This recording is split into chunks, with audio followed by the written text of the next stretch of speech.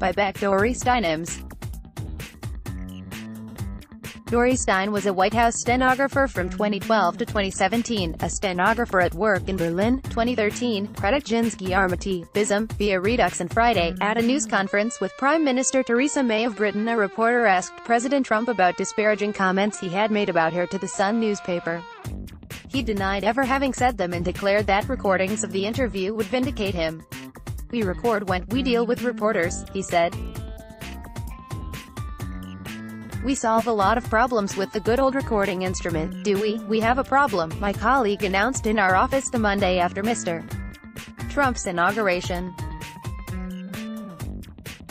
Trump doesn't like microphones near his face. She had just returned from the West Wing, where she'd tried to do her job the way stenographers had since Ronald Reagan.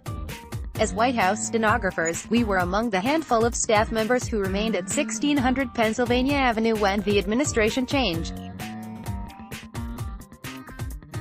This was my first transition, but my boss had said every new administration she'd worked in since the 1980s was grateful for our help.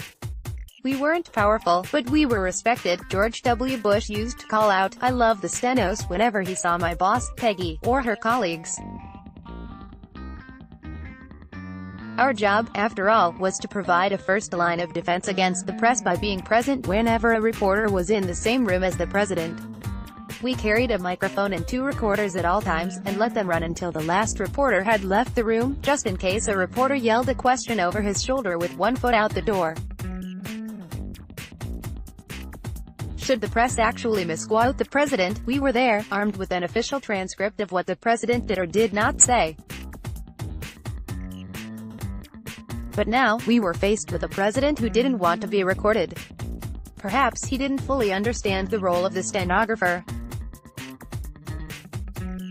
That would make sense, since his administration had rebuffed every invitation from the Obama transition team during an inherently stressful time, including to learn how to keep the lights on. My colleague had ventured over to the West Wing 3 times before that first Monday to introduce herself. But she had been able only to meet a 22-year-old press wrangler. Finally, my colleague met with Stephanie Grisham, the deputy press secretary, who would soon move on to an illustrious career as the First Lady's spokeswoman, the job that never ends because it has yet to really begin. It was Miss Grisham who told my colleague we would need to keep our microphones far away from the president's face. She also surmised we would not be needed often because there would be video, which is why the Trump press office did not have a stenographer present when the NBC News anchor Lester Holt interviewed him.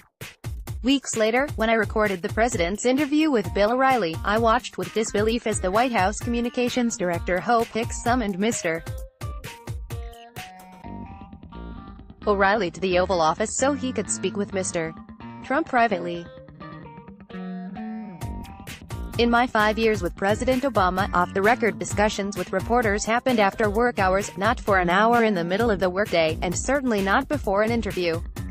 When a president spoke on the record with a reporter, they made sure to have a stenographer present so they could have an official White House transcript, just in case the reporter came out with an inaccurate quotation. But that was then, and this was the Trump era. Mr. Trump likes to call anyone who disagrees with him fake news. But if he's really the victim of so much inaccurate reporting, why is he so averse to having the facts recorded and transcribed? President Trump did criticize Theresa May to the Sun. We know because it was recorded. It's clear that White House stenographers do not serve his administration, but rather his adversary, the truth.